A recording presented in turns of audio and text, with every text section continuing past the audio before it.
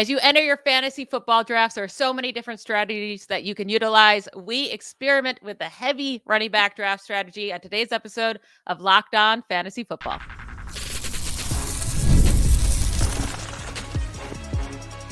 You are Locked On Fantasy, your daily NFL fantasy podcast. Part of the Locked On Podcast Network, your team every day. Thank you for making Locked On Fantasy Football your first listen every day. I am one of your co-hosts, Michelle Magdziuk, and when I'm not doing this, I'm a researcher and fantasy analyst with NFL Network. And I'm your other co-host, Vinnie Iyer. I'm not doing this. I'm writing about NFL fantasy and betting for sportingnews.com. Today's episode is brought to you by FanDuel. Now through September 22nd, all FanDuel customers can bet $5 and get a 3-week free trial on NFL Sunday Ticket from YouTube and YouTube TV.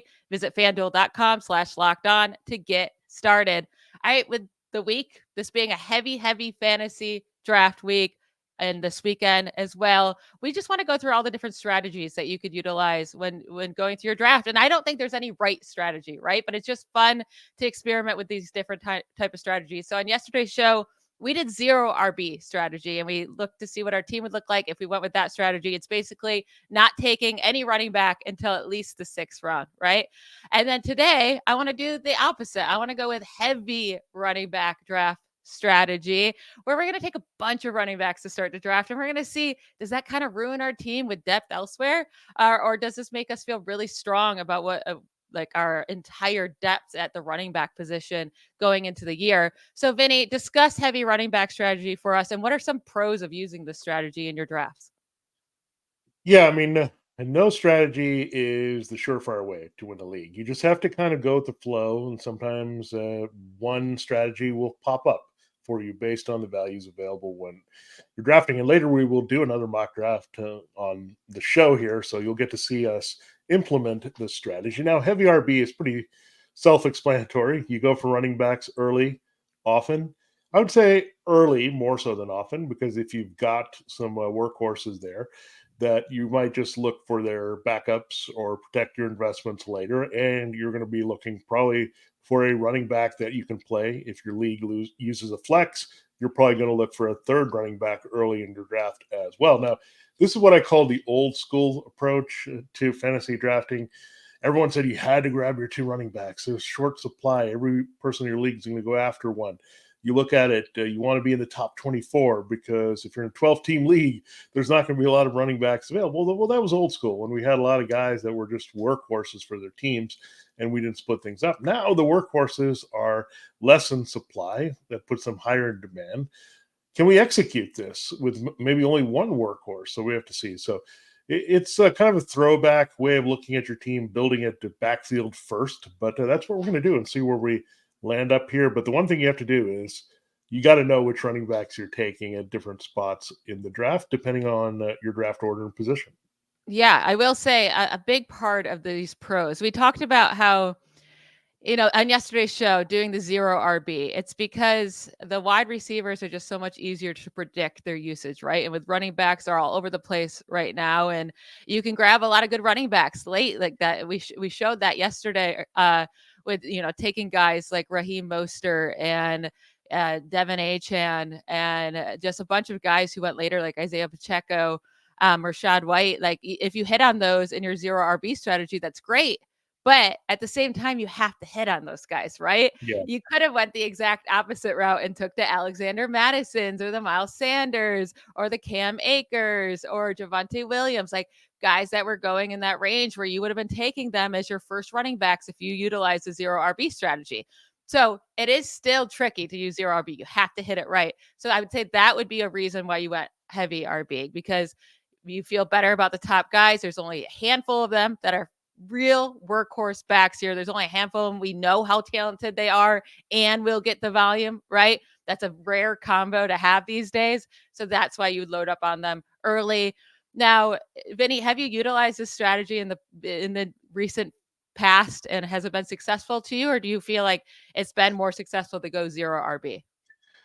Now, I said I was a bit old school. This is an old school strategy, so I'm going to bring up 2 names that carried me to a championship one year when I said I'm going to get 2 RBs no matter what. I ended up with Priest Holmes and Jamal Lewis. And these were the days where they just went off. They were the guys that dominated there respectively for the Chiefs and the Ravens. Big year. Now, I totally hit home runs on both of those guys, but I did not care about who I started wide receiver. It didn't matter because these guys would just churn out the yards and touchdowns, and I just needed some decent quarterback play. I think I had a pretty good tight end there in the end. So, but those were kind of the keys to victory. Now, it doesn't always happen. I think one of these running backs has to have a big season, or you got to be trusting this guy. Now, when Holmes and Lewis were doing their thing back in the day, were guys that really separated from the rest and could score 20 touchdowns or could put up 2,000 yards from scrimmage easily. Now, fewer and far between those guys are now, but again, it can work very well. And again, you just have to hit on the right guys, hope for a little luck, but also hedge your bets a little bit with backups and things like that. So you're protecting your investment in heavy RB. And why we also think about RB for the flex a lot when we're making those flex decisions. And in this particular league, you'll get a third running back whom you can feel good about starting is because you know they've got getting guaranteed touches. One thing is targets, and the quarterback has to put the ball in their hands and be executing and be efficient with those targets here. It's just getting the ball in this guy's hands. You're pretty successful, right? If you get a carry, you're going to get a carry. These catches are pretty short. You're going to get those touches. So I do like the kind of the guaranteed kind of fantasy touch potential here of having a lot of running backs early. And I'll say with like how the wide receiver ranks are this year, we've talked about this. Like, yeah, at the top, we love obviously, the Tyreek Hill and the Jamar Chase and the Amon-Ra St. Brown and those top guys. Yeah, sure. We love them. But after that, we're kind of like down on a big chunk of those guys in the next couple tiers.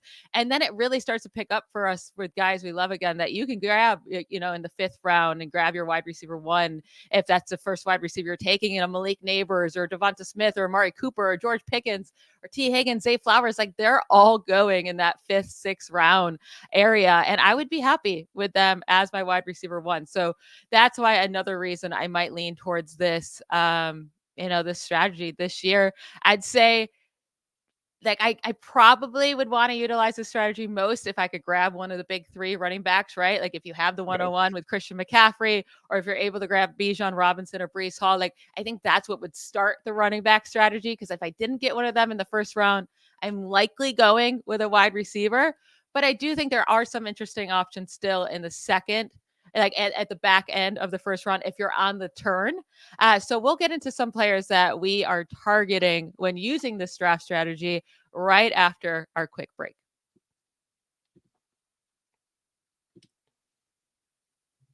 This episode of Locked On Fantasy Football is brought to you by FanDuel, America's #1 sportsbook. We talk a lot about FanDuel because it is #1, and they always have the best offer for action there that you can find anywhere. Well, there's something different and special for you going on at FanDuel. Now through September 22nd, all FanDuel customers can get a $5 bet in and get a 3-week free trial of NFL Sunday Ticket from YouTube and YouTube TV. Really, you can't beat that because you want to see your fantasy players in action. You want to see your bets in action, all that good stuff here directly on Sunday. And what better way to do that than just going right there to NFL Sunday Ticket? With a YouTube TV base plan, you'll be able to watch every regular season Sunday afternoon out-of-market game. All you need is a Google account and a current form of payment, and you can cancel anytime. Just visit FanDuel.com/lockedon to download America's #1 sportsbook. Again, through September 22nd, all FanDuel customers, just a $5 bet will get you a 3-week free trial of NFL Sunday Ticket. Act now. All right, let's get into some of the players that we want being the centerpiece of our little heavy RB strategy. I was about to say 0. That was yesterday. Today, we talked a lot about Christian McCaffrey and Bijan Robinson and Breece Hall. Those are considered the big 3 because they're in the top tier. But you also have a pretty good next tier with Jonathan Taylor and Jahmyr Gibbs and Kyron Williams and Derrick Henry. So there's a lot of guys, if you pivot away from these wide receivers early, that you can still execute this plan with. So again, check out that 0 RB take if you missed it yesterday. But it's important to know that you're going to do the exact opposite with this situation. You're going to want to have some of those studs early in your lineup. Yeah, I think if you're towards the end of the first round and you're right at that turn or, close to the turn. I think going like Jahmyr Gibbs or Jonathan Taylor there in the first, and then coming back around and grabbing Kyron Williams, right, for your first 2 picks. It's not a terrible strategy instead of going with a risky pick like a Garrett Wilson right there, or risky. We love Marvin Harrison, but those like this is what you're deciding between, right? Gibbs and Kyron Williams, or Jonathan Taylor and Kyler Williams, or Jonathan Taylor and Gibbs, instead of going with the Garrett Wilson and Marvin Harrison Jr. And I do think maybe the running backs here are a bit safer than just going for like, I hope Garrett Wilson finally breaks out with Aaron Rodgers. I hope Marvin Harrison can have a historical year as a rookie. It might be a little bit safer to go that route. Yeah, and then you get later. I mean, you have some maybe sneaky work, of course, that we talked about. James Cook potentially could see a lot of volume here for the Bills. And you got James Conner, who typically does see some volume there. So these guys you could get later. So it's not just these running backs that you would get in the first or second round, but guys you could get a little later that could help you execute this. And the other thing is, we talked about it, there's a lot of wide receivers we like. We look at some guys that are like very similar range, right? And if you look at that similar range where it's the Devonta Smith, Malik Neighbors, Amari Cooper, George Pickens, that kind of range, all of a sudden there's a lot of depth there, right? So you can wait and hope one of those wide receivers kind of really explodes here. And we know some of these wide receivers at the bottom can really outperform. So we always think about sleeper running backs and what we can find and value and guys who can get touches. But don't forget, there are some sleeper wide receivers you can get. And that's how you do that here with a heavy running back strategy, because you're going to create desperation later for people to jump on running backs. And therefore, you're going to have some wide receiver values fall to you. Yeah, and I think like when you're able to grab the Neighbors or Amari Cooper or George Pickens, who should be like by far the top target in their offense, get at least 130 or more targets this year. Like that's a really good bet to take on. Okay, I just loaded up on running backs. I need to find a wide receiver one that has high upside but isn't going to kill me, right? And I think with these guys with the volume they should get, they're going to produce in your lineups. Maybe they don't finish top 12 like you would hope, but at the same time, they have the upside, but we also don't need them to do that because we just loaded up on top tier running backs that we're hoping obviously will all be, fantastic fantasy assets this year. And then after you grab one of those really strong volume guys, there's still guys in the next few rounds that have high upside in Tank Dell and Rashee Rice, and even a guy much later in your draft. I would definitely be eyeing here in a wide receiver light draft. So like I'm going for shots here. Rashid Shaheed, like a guy I think is going to take a big step in his third year, as long as Derek Carr just doesn't stink up the place. Like there's a lot of good options right in the middle rounds for wide receivers, and then you have a lot of flyers you can take later in the drafts. Yeah, and this strategy is not quite as rigid as we're going with zero RB. Like that sounds like ultimate, right? Zero RB. Don't take one in the first 5 rounds. But here, you can execute the heavy RB by taking a running back back to back, right? If you're happy with those guys, then you can come back, as Michelle said, looking for values at other positions and then come back to running back and still load up. So you could take a temporary draft pause from that position, maybe get 2 running backs, look at the best wide receiver, quarterback, and tight end, then come back and take 2 more, 3 more running backs, right?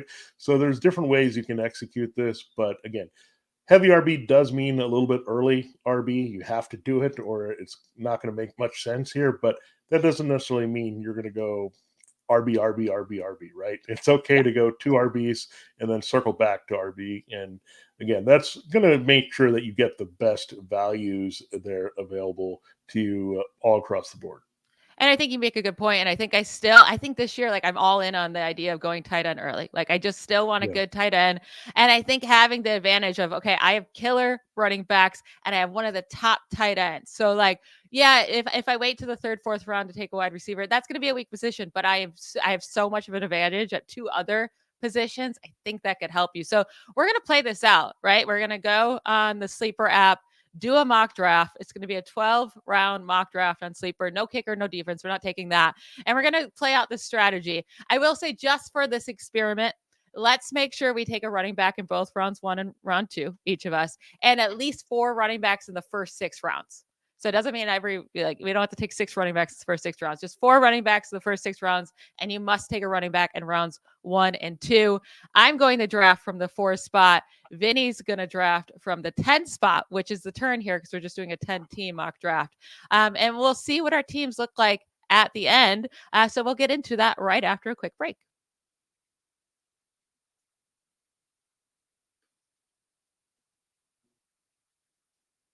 I want to thank you all for making Locked On Fantasy Football your first listen every day. If you're new here, welcome. We are so excited to have you. We hope we prep you the best that we can. We know we will for your drafts. And then we're going to help you make all your maneuvers throughout the season to get you that fantasy trophy. We're going to continue on with our show. We're going to do the mock draft, like I mentioned, 12-round mock draft on Sleeper, half PPR, no kicker, no defense. We're doing heavy running backs. So taking a running back with each our first and second round pick and at least 4 running backs over the first 6 rounds. I'm at the 4th spot. Vinny's at the 10th spot. We're going to start this draft. Let me share it to the screen. So if you are watching on YouTube, you can follow along. And if you're not, then we will just talk through it and that will work as well. All right, starting now. All right. So right at the top of the draft, we got Tyreek Hill, Christian McCaffrey, and CeeDee Lamb. Very interesting that CMC went 2, by the way.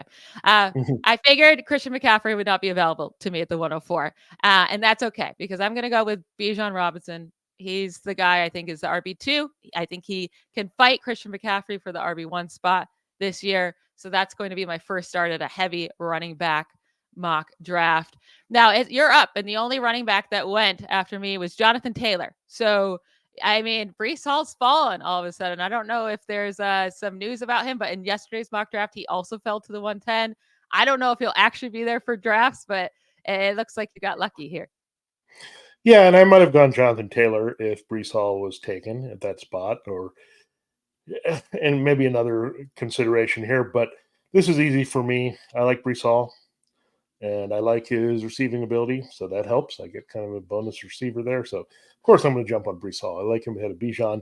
And I'm going to go with Jahmyr Gibbs. I'm just excited about Jahmyr Gibbs. I want some young, exciting upside on my team. Gibbs, another guy that can be very productive in the passing game. So maybe getting some of that sneaky receiving production without going for receivers here early.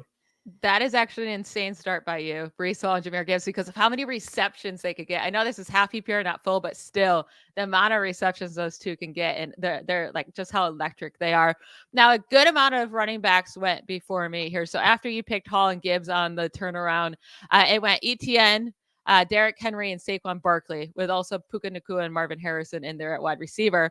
But my favorite running back outside of the top 3 is Kyren Williams, and he's there. If I got to start with Bijan Robinson and Kyren Williams, even if I wasn't going in saying I wanted to do heavy running back strategy, if this is how the board fell, this is exactly how I would be taking it anyway. So I love this Bijan and Kyren for me, and I feel great about the start. We're going back around the turn from the 2nd round to the 3rd round. No running backs off the board yet after my Kyren Williams pick. It went Jonathan Allen, Garrett Wilson, Chris Olave, Devontae Adams, Drake London, and Travis Kelce. So no running backs went off the board. So I could decide whether to load up on another running back, go with a tight end, go with a quarterback, go with a wide receiver. Again, I don't really love any of the wide receivers here, so I'm not forcing it just because I don't have one. I took Sam Laporta yesterday. I'm going to take him again today because if I'm sitting in the 3rd round, he's going to be my pick every single time if he's on the board. I have a clear-cut tight end that I can plug in every single week and not worry about it with super high upside. Coming back to Vinny now, a couple running backs are going off the board. Josh Jacobs, Devon Achane. We had 3 more wide receivers off the board with Ayuk, Debo, and Jalen Waddle. It's your turn to make 2 picks here, Vinny. Yeah, I mean, I like this guy a little bit higher than most here, and I think based on his finish, and also I get another receiver here, so it's a tough call. I'm debating 2 guys here. Maybe I should just pick them up both and just roll with it, right? That would be a little bit overload to me. So I think I'll get my 3rd running back because we're using a flex here. So I'll do it with Rachaad White. I know what his role is going to be. He's the main man there in Tampa, and this is going to be good. So I've got 3 guys that are really good receivers. Now, I think I'm happy, right? I got 2 running backs and a flex. So let's see what's out there that I can look at other positions here. And you know what? I'm going to go get Jalen Hurts. Again, this is the second time I've ended up with Jalen Hurts. So whether it's RB heavy or zero RB, back-to-back Jalen Hurts drafts. We'll see if that happens all week long with our mock drafts. I doubt it. But here we go. Jalen Hurts is my starting QB again. I will say I'm pretty shocked you took Rachaad White instead of your boy Isaiah Pacheco or James Cook. Like that would have been my guess for you, especially because you already had two heavy pass catchers. I'm surprised you didn't go with Pacheco. But yeah, three guys that could get 80 receptions this year. Kind of crazy at the running back position. Okay, so the top running backs left are Joe Mixon, Kenneth Walker, Alvin Kamara. I don't love any of those guys, and I want to make sure I get Malik Neighbors. He's been going a bit earlier, so I'm going to take my first wide receiver and go with Malik Neighbors, a guy I think is just going to dominate as a rookie and has super high upside. So far my team's looking Bijan Robinson, Kyron Williams, Sam Laporta, and Malik Neighbors. So again, we're going to take 4 running backs in our first 6 picks here. So I still have one more spot where I don't have to take a running back because we're in round 5. Kenneth Walker and Joe Mixon, one off the board. But I am going to take a running back. I'm going James Conner. I think he's perfect for this type of strategy. I don't have to worry if he gets injured, right? When he's healthy, he's going to be a beast as my RB3, like unfair as an RB3. And if he gets hurt, well, I'm going to be loaded with running backs anyways. So I'm going James Conner there. This might be my favorite strategy so far. I'm loving this team. Yeah, that's a really good group for you. And this strategy may be working out in our favor. Again, kind of depends on where you're picking, right? Who are the best players on the board? Like if you're picking second and CeeDee Lamb or Tyreek Hill is the man there that you're thinking about, then you really can't execute as easily. But where we're picking right now, very notably, look at it in the middle and at the end. These are things that you can consider. Now, this is an easy choice for me because I can draft a receiver I really like and stack him right with my quarterback. It's Devonta Smith. I'm going to put him with Jalen Hurts. Yeah, I can do that. I'm going to enjoy that all season long. And now let's look at what I have. I think a lot of the wide receivers here are starting to be similar. I think I'm going to wait for my value here a little bit later. And because we've been talking this guy up as maybe being a big surprise this season, I'm going to do it. I'm going to get aggressive and take Kyle Pitts. I love Kyle Pitts. So now I've got a top tight end. I know some people like Trey McBride more, but Pitts, George Kittle, any of those guys, I think are fine picks there. And this is where we talk about taking tight end early. I think if you get into that range of the top 6, that's where you want to be attacking tight end this season. I will say you failed at the whole 4 running backs in the first 6 rounds thing. Oh, did I? But okay. I'll make you take a running back next time. It doesn't matter who's on the board. I'll load them up the rest of the way, Michelle. It doesn't matter. So I also have to take a running back here. I was wrong last time because I had Laporta and Neighbors and for 2 of my first 5 picks. So to make it 4 running backs in my first 6, I'm going to take another running back. I think Najee is better in 0 RB because, like, am I going to be playing Najee over any of these guys? Yeah. I'm going to go with a guy who has more upside, and it's Ramondre Stevenson. He gives me a lot of upside with receptions, and if the Patriots offense ends up not being as terribly as we think, he has a lot of upside this year. After that went Zay Flowers, George Kittle, Anthony Richardson, Amari Cooper, David Montgomery, and Jaden Reed. So the only running back that went after me was David Montgomery. I'm going to go back to the wide receiver position, though, because it's time that I start loading up on them. And love my wide receiver 2 here in T. Higgins. So I think that's just great wide receiver 2 value in the 7th round. After loading up on running backs, I also get Malik Neighbors and T. Higgins as my top 2 wide receivers with Sam Laporta as a tight end. I like this build so far. Yeah, good job by you so far. Now I'm locked into running back because I broke the rules here. But again, we don't have to be as rigid here. I'm just saying. We don't have to be because then you're ignoring some really good values. And if you got 3 starters, I mean, it's hard. Like, go for depth, or do you fill out all your starting spots? Oh, yeah, it's a real draft. Yeah. Don't be so rigid. But I like these rules to make you feel uncomfortable. So I want to see your draft with following the rules. Okay. Yes, I'm a rule breaker when it comes to this. But I'm going to get my guy Jahmyr White here. I think he's still on the board, so I'll grab him. And I guess I'm on the clock again. Is that right? Yep. Yeah. Do I go with another running back here? This would be really going nuts here. I see a player that you absolutely love at the wide receiver position. I'd Yeah, be I'm going to shocked if you grab didn't take him. him. I'm going to grab Terry McLaurin. Again, I end up with Terry McLaurin. This is probably going to happen in a lot of drafts. I'm just going to warn you guys. I mean, that's So, fair. yeah. He's one of your favorite values this year, so it makes sense for you to be mock drafting him. After you took Jahmyr White and Terry McLaurin, Mostert went off the board. Kyler Murray. I haven't been able to get Kyler Murray in either of these two mock drafts, which is kind of disappointing. Keenan Allen, Evan Ingram, and Chris Godwin. I could look at the quarterback position. There's Dak Prescott, who I do like, Jordan Love, Brock Purdy, Jaden Daniels is still there. I might hold off for a bit because I like a lot of guys left. Man, with us going heavy RB and Najee Harris still sitting there at the end of the 8th, people don't like this man, do they? I have No. enough running backs. I'm going to go with Rashee Rice, a guy that I think will be heavily targeted by Patrick Mahomes this year. So I like grabbing him as my wide receiver 3. Najee did finally go off the board. Oh my gosh, a ton of running backs just went off the board. Najee, Jonathan Brooks, Zach Moss, Tony Pollard, Nick Chubb, all around in a row, and then Calvin Ridley. So Good. 2 guys I love, and Moss and Najee taken from me. Well, in another way to look at this, that you force their hand, right? All these other teams have to take a shot on these type of running backs because we jumped on all the running backs early. So push some of these other guys down and force them out of running back early. Therefore, they had to take a chance on these guys. We're okay. We're okay. We're not desperate for these guys now at this point. Yep. And now I'm going to take my quarterback because there's no wide receiver I love on the board at the top, no running back. I got to decide between Dak Prescott or Jaden Daniels. I think I'm going to go with Dak. I like my build so far. I think Dak is a lot safer. We know his upside. We know he's been a top 4 fantasy quarterback in points per game in 3 of the last 5 seasons. I'm going with Dak. Yeah, I thought you were going to get Jaden, just like I got Jalen in 2 straight drafts here. So, yeah, I'm going to change it up a okay, little bit. that's fair. I mean, I didn't have Josh Allen on the board, so I couldn't really change it up there when I was going there. I wanted to take one of the top 2 quarterbacks. Now, these running backs are starting to dry up a little bit. So, you know what? I got 2 picks here.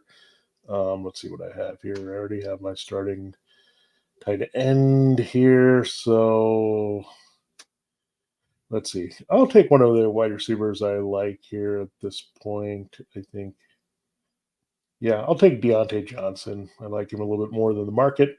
So now I'm going to go right back to the RBs here, and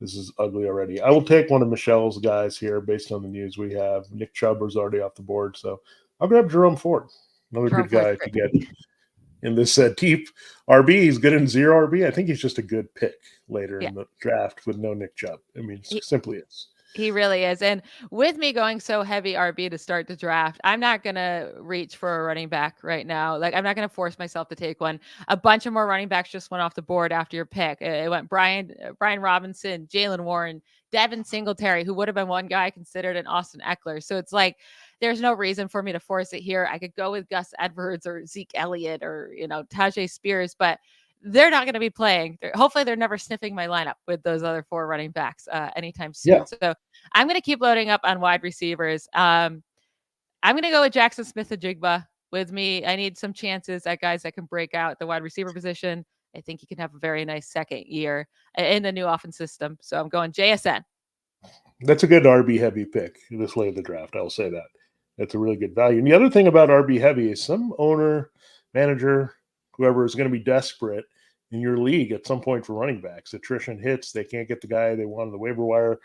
Guess what? You can make a trade and maybe bolster one of your other positions here. Package a guy to upgrade maybe your wide receiver. If you're not happy with that guy as your wide receiver 1, maybe you do a little bit of a package deal. So something to look at there to take advantage of. Very true. Now I am going to come back to running back here. Trey Benson and Gus Edwards went off the board after my last pick. But Tajay Spears is still sitting there. And I do think he's very talented. I think he's going to have at least a 50-50 split with Tony Pollard, but he has a chance to win that job. If Tony Pollard were to get injured, oh my, I think Spears would be huge. So I don't have to count on him to start the season. I can just hold him there. And if he breaks out, that's just a huge win for me.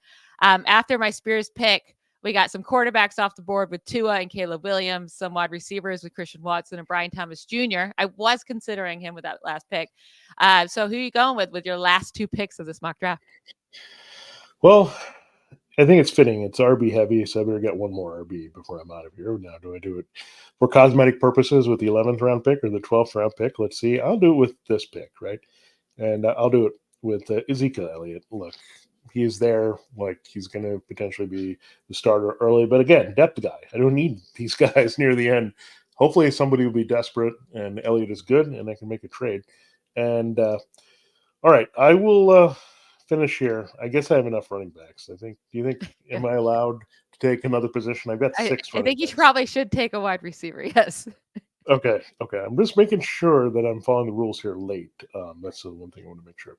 Oh, man. These wide receivers, however, I do not like this stage of the wide receivers, but because we talked about him, I'm going to take him, Rashid Shaheed. So we are executing the plan, at least in our compressed version here in the 12th round. We might take Rashid Shaheed a little bit later. He could be a value, but I just wanted to bring him up that he's a guy that you can throw out later in this type of strategy. Yeah, absolutely. I love that Rashid Shaheed. I'm going to take another wide receiver too, because what's great about this strategy is that when you load up on running backs early, you don't have to be the desperate one to take, the Brian Robinson or Yeah. the Trey Benson or the Gus Edwards, because you load it up and you can take, chances on these high upside wide receivers. Instead, you guys know I love Mike Williams, but I don't know if I'm going to go there because that's a little risky. Um, man, I guess I don't really love any of these guys either. I will go Mike Williams. I think as Aaron Rodgers number 2 with what he can do with the deep ball. I don't have to start him immediately. I have other wide receivers that T. Higgins and the Malik Neighbors and Rashee Rice. Hold on to him until he's fully healthy towards the middle of the season. And I think he could be great there. All right, so let's go through our teams now. Just to give an overview. For my running backs are Bijan Robinson, Kyron Williams, James Conner, Ramondre Stevenson, and Tajay Spears. Amazing room. My wide receivers are Malik Neighbors, T. Higgins, Rashee Rice, Jackson Smith-Njigba, and Mike Williams. Definitely more nerve-wracking, right? Like those guys that are risky, but they have high upside, and guys that should be getting a good amount of targets, at least with Neighbors, Higgins, and Rice. And then my tight end is Sam Laporta, killer, such an advantage at the tight end position. And then Dak Prescott, just massively undervalued. Do you want to go through your team? Yeah, I like my first 3 a lot. I mean, Breece Hall, Jahmyr Gibbs, Rachaad White. I mean, I should get a lot of receptions, maybe get enough to make up for not having a wide receiver early, and they can all add up to an extra wide receiver there for me. But I like Devonta Smith. I told you I like him as having some wide receiver 1 upside. Jalen Hurts, get a stack there. Kyle Pitts were high on Jahmyr White. I would have maybe just waited and taken him as an RB2, but I get him as an RB4. Yeah, of course, sign me up. And Jerome Ford, Ezekiel Elliott around at that position. I'm high on Terry McLaurin and Deontay Johnson, so I feel like I did okay there with potential 2 wide receiver 2s with the upside that are taken as wide receiver 3s. Rashid Shaheed is the dart throw, and then Jerome Ford and Ezekiel Elliott. Crazy depth at running back. That's what you end up with. And you can take some shots the other positions looking for some upside. But I'm pretty happy with that team. So it's hard. Between the 0 RB and heavy RB, maybe you just have to find the right values, and that's what happens here. Yeah, I mean, going through this experiment, I didn't think I was going to love my team as much as I do. But the way it turned out, it doesn't mean this is always how it would turn out, and all the guys I love would fall to me. But if I had this team going into the season, I would feel very confident. So we're just going to keep doing this. We're going to keep going through different strategies this week. It'll be fun just experimenting and seeing what team we love the most. So that's it for today's episode. Thank you to all for making Locked On Fantasy Football your first listen every day. We hope you enjoy your night. We'll talk to you tomorrow. Bye, y'all.